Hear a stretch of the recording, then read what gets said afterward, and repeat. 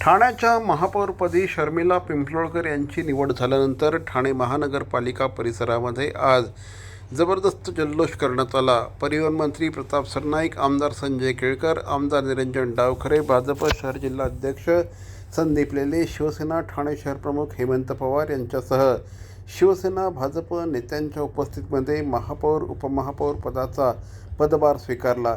यासाठी महानगरपालिकेत छत्रपती शिवाजी महाराजांच्या प्रतिमेला पुष्पहार अर्पण करण्यात आला।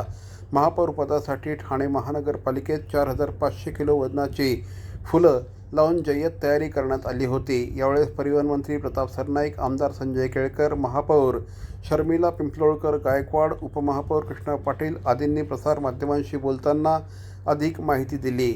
सदर नियुक्तीनंतर नवनिर्वाचित महापौर उपमहापौर यांना शुभेच्छा देण्यासाठी एकच गर्दी झाल्याचं चित्र देखील बघायला मिळालं।